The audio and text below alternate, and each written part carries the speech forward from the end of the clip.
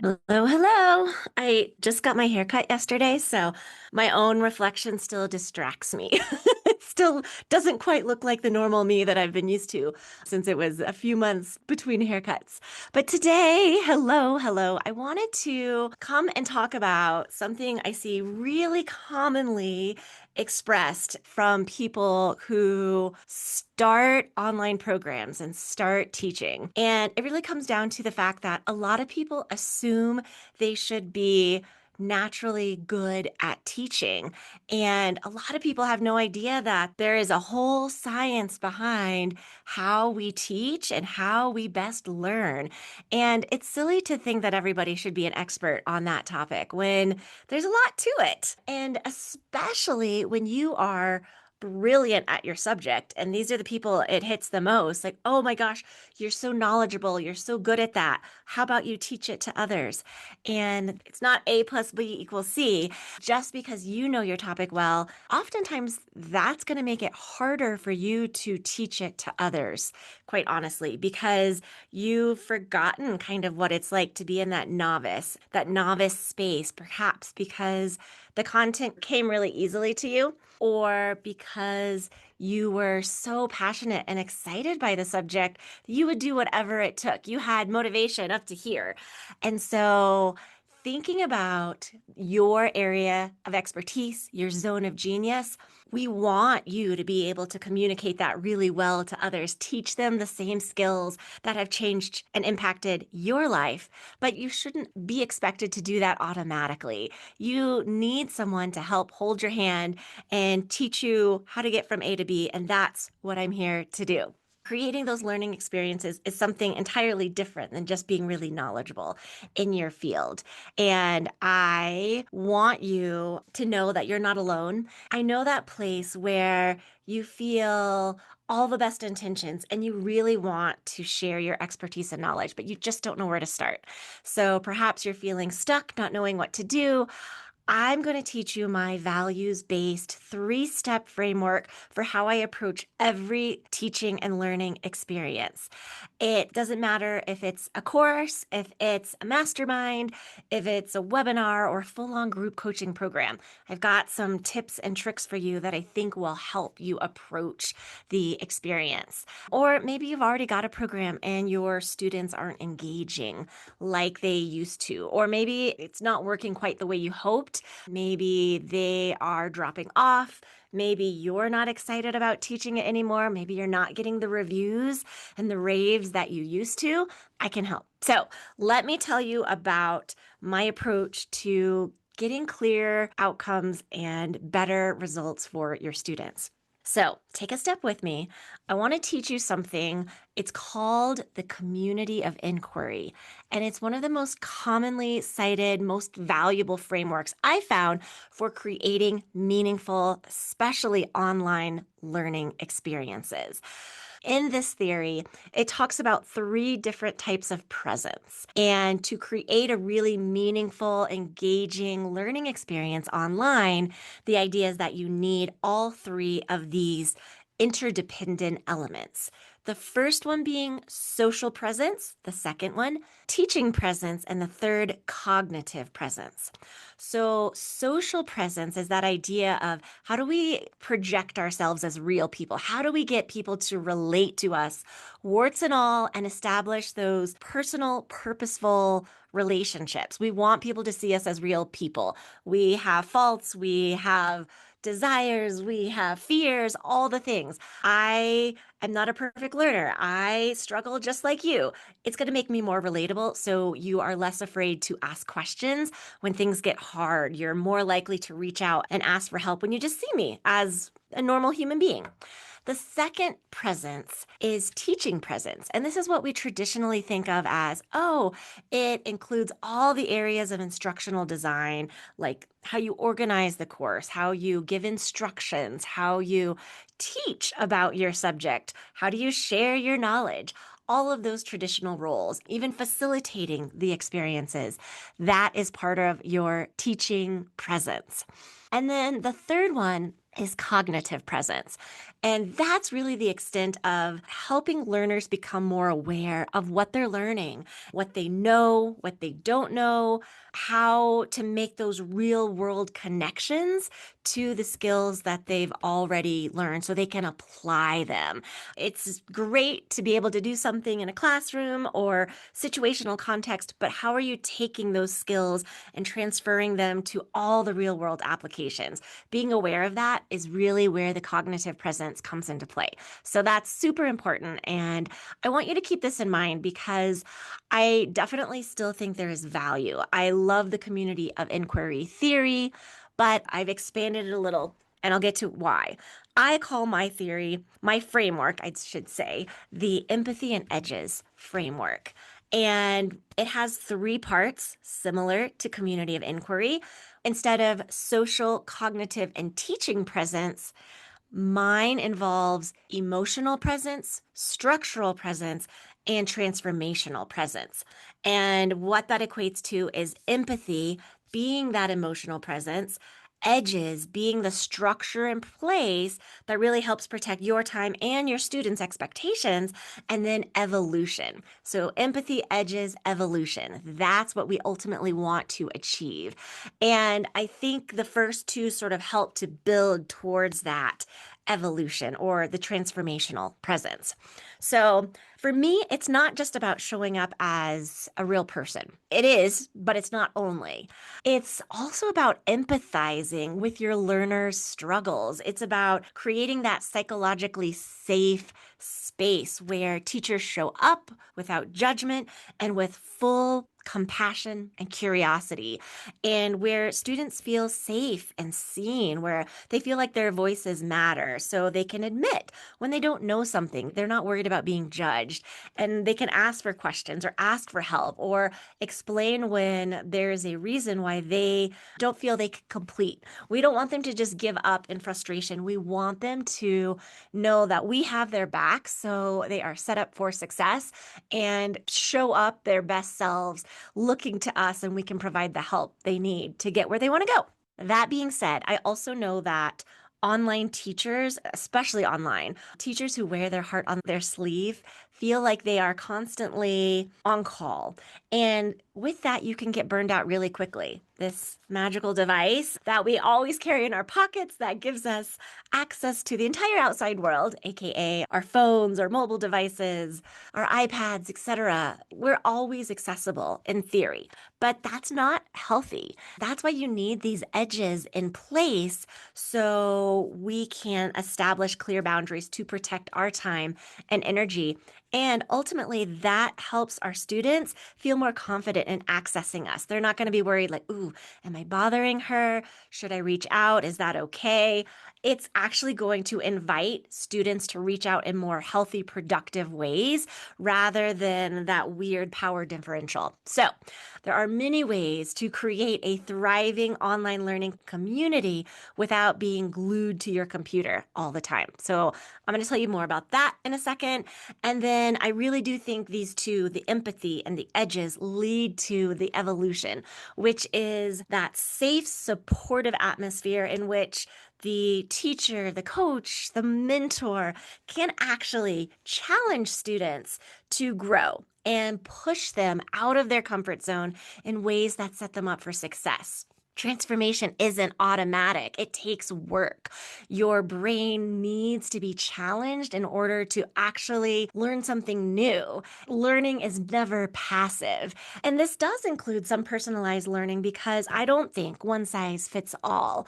And we are all at different places internally and externally in our journeys.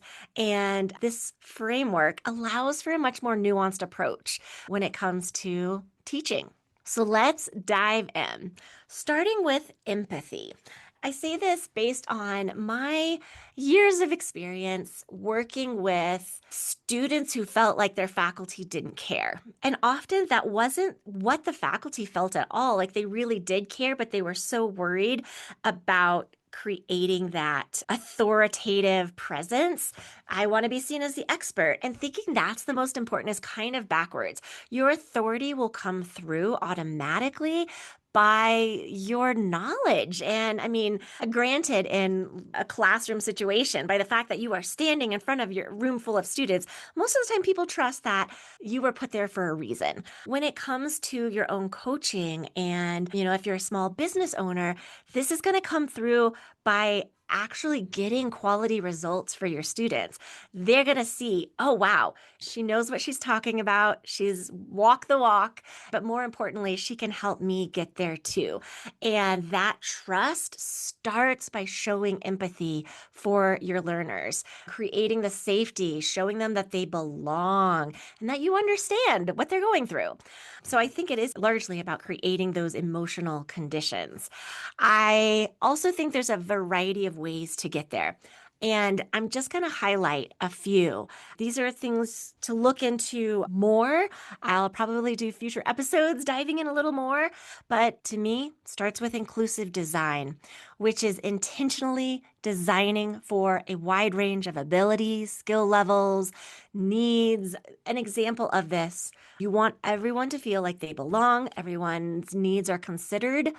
Use the proper pronouns. Use whatever name they prefer to be called. Learn their name. This is a very easy way to show inclusivity and approach the learning experience from that lens. Another framework that I often use to help achieve this is called Universal Design for Learning. And this really supports learners by giving them a variety of pathways to succeed. So there's different principles they operate on, providing, let's say, multiple means of expression. So how that information is presented. Maybe you do audio along with written text. Provide the transcript. Multiple means of engagement, how the students are motivated, and action and expression, how they demonstrate their learning. We want to support diverse learners, diverse needs, and eliminate those unnecessary barriers. So it might be the idea of, giving students choice in how they complete an assignment. Does it matter if they write their answers down, or could they record a video? Unless you're assessing their writing skills, have them record video or audio because often it'll meet the same objective. If you just want to hear people's thoughts and opinions and feelings, that's a really nice way to help the learners. Community matters too. And that early connection, I think, helps learners feel like they belong and they aren't learning alone.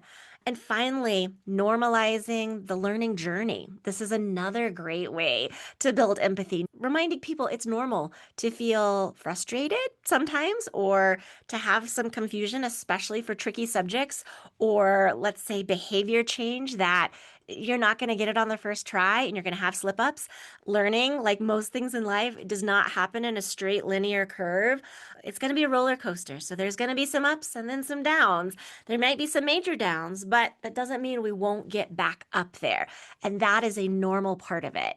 So, having questions, needing a reset, needing the trial and error, that's all part of the journey. And normalizing that will help your students feel like they belong. It's okay. You have empathy for what they're going through. Share your stories, especially if you struggled. Anything that shows the ability to relate to what they're going through is really going to go a long ways. So that's empathy, the emotional foundation to make the structure and the transformation possible. That leads me to edges. And this is where structure becomes care. And this phase is all about giving your learners clarity, direction, and confidence. Clear learning outcomes. That's number one. Every module should lead to one specific skill or shift where the learners know exactly where they're headed. That reduces overwhelm. It helps them stay focused. It helps them see the purpose behind what they're doing. Another way to provide really this helpful structure is scaffolding the journey. Instead of giving the learners the whole mountain, if it's a 10-step process, don't give them all 10 steps at once. Maybe we do a brief overview, but you break it down into smaller, doable, action-oriented steps that keeps the learner motivated. And when you can give them these quick wins early, they're going to feel like not only do they belong, but that they are succeeding. And that is contagious. That optimism will help fuel them, especially as things get harder. So give them those quick, easy wins, help scaffold the journey for them so it's manageable into kind of the bite sized pieces. And then creating spaces, especially online, where your eyes may not be sure where to look. It's not like a teacher is writing on the chalkboard or the whiteboard to say, here, this is what I'm talking about right now, or they're not literally pointing for you. Online spaces now, they have so much. There's so much to look at. Like, okay, great. Where do I start? What do I click on first? Make that super clear. The more consistent you are with where you are putting information, where you want learners to look, how you're giving those instructions, start here. Sometimes that's the best way to label an introduction video. Start here, or, giving people the overview of what they need to do in that module. So follow the same flow in a module. And I'm talking about the online learning space, how you might be setting things up in a folder or a learning management system. Try to be as consistent as possible because we don't want learners spending time and energy trying to figure out where to look. We want them spending their mental energy actually engaging with the content. So that's a super helpful way to provide quality structure. Edges isn't just about the physical or the virtual containers. It's also about relationship boundaries. And so for me, expectation setting is part of this. Giving clear expectations on how you will engage or how you will respond or when you will respond. Maybe you have a place online where students can ask questions. Give the clear expectation. I promise I will respond to all questions within 48 hours, or here's where you can email me, or here's the Q&A section, and let them know, please use here, ask your questions here, and I will respond by this date, or usually within X number of hours. So with that, you're setting when you will respond, how support works, and even sharing what's appropriate to ask. I love questions about XYZ, or please use this space to ask X, or use this space to ask maybe more technical questions, use this space to ask more content or subject matter questions, or reach out to my support line, whatever it is. That clear expectation helps. And it's protecting your time and the learner's sense of safety. And what I wanted to add to that is you can also set the expectation that peers can be a resource as well. Learners, other community members are powerful in this space, and not every answer or question needs to come from you as the facilitator or instructor. So encouraging the peer support can build community, it can build inner confidence, it reinforces learning and helps you avoid burnout. So if somebody is using the space to ask a question, hey, where can I find the video from our last session? By the time you answer that question, maybe you're not checking that, or maybe you're not going to answer as fast, or I don't want you to feel beholden to have to constantly being online. Another student could answer that because that likely, unless it's really hidden, somebody else knows exactly where to look. They found it, they've got it. They can jump in and answer, and encouraging sharing and more of that interpersonal side of learning, having a more personal section. Maybe it's wins, maybe it's sharing funny memes, maybe it's talking about the celebrations that you want to highlight from the group. That's really important. That'll also help to build that community feel, the empathy and care, through your learning experience, but provide the structure so students know that not only is it okay, but it's also encouraged. And then finally, let's talk a little more about evolution. And this is about meaningful progress and transformation.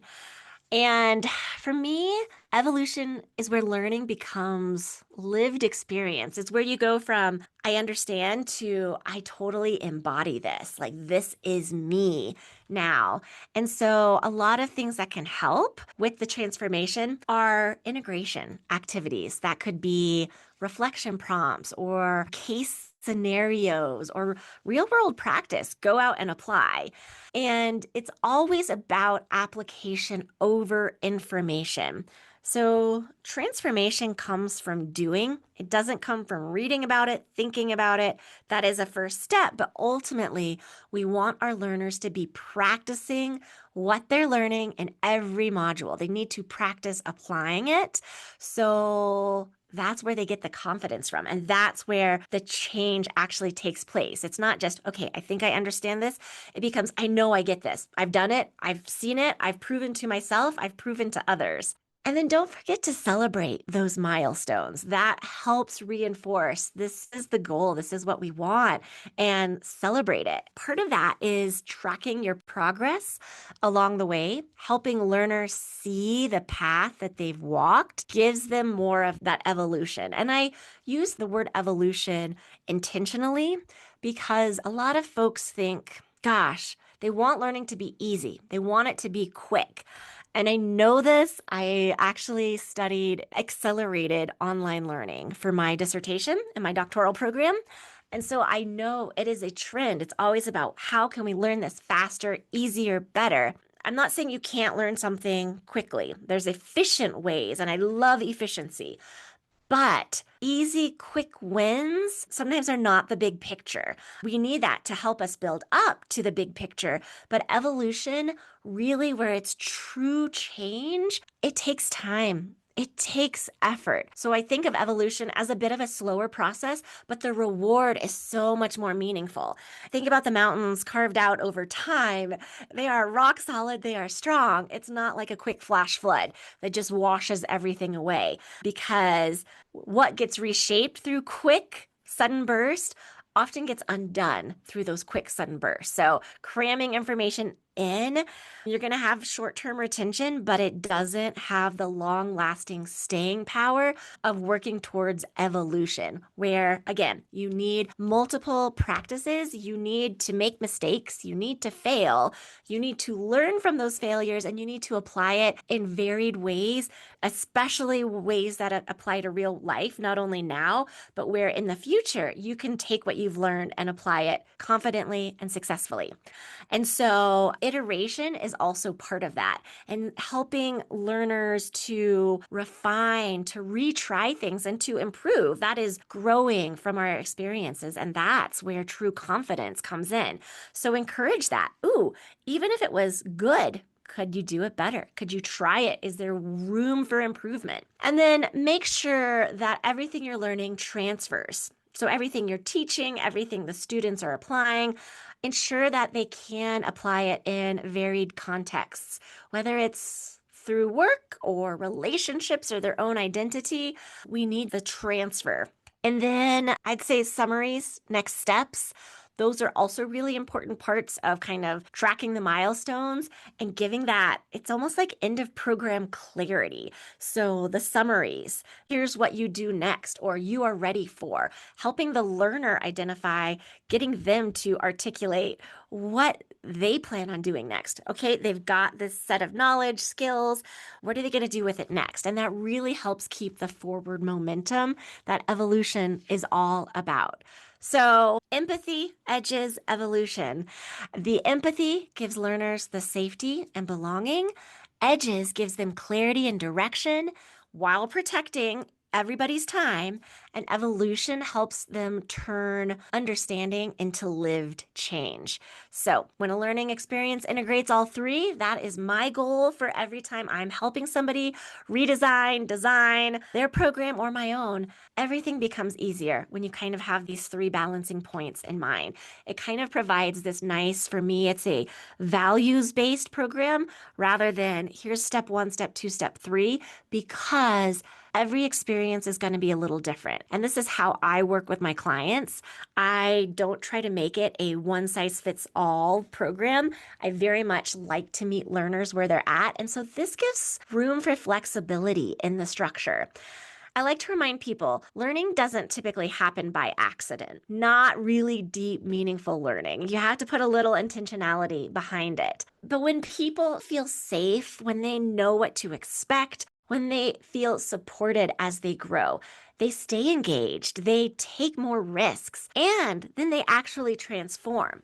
That's why I think all these three pieces time and time again, if your program is failing or you're not feeling confident about it, it's one of these three buckets that's kind of on the weaker side. But we can build it up, we can make it more robust. Most programs fail not because the content isn't good or because the teacher isn't smart enough or doesn't know their subject. It's usually because it's missing one of these three ingredients or all of the three ingredients. So this framework helps to bring it together in a way that the learning experience feels human, but feels grounded and effective for both you and your students. That's the goal.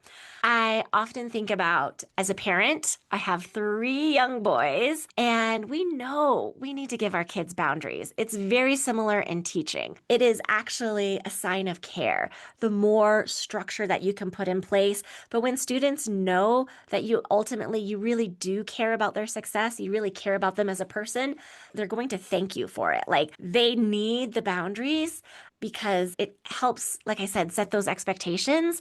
It's not going to feel mean when you have already shown in multiple other ways that you care and want them to ultimately flourish. So that's super important to me. And I'll leave you with one last idea. Start small. Don't feel like you have to do everything tomorrow or yesterday. Just take one baby step. Try one new approach.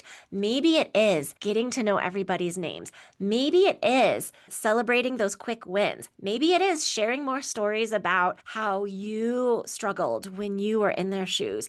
Maybe it is setting clear expectations. I only answer questions Monday, Wednesday, and Friday. Whatever it is, set those boundaries. Students will respect you for it. And ultimately, your learners are going to have more success and more evolution when you've got some clear empathy and edges. So let me know if you have any questions. Feel free to reach out to me on LinkedIn or Instagram, and I will see you next time. Thanks for tuning into the Learning Alchemy Lab. If you enjoyed this episode, hit subscribe and connect with me on Instagram at The Learning Alchemist. Until next time, keep teaching with intention and creating learning that truly transforms.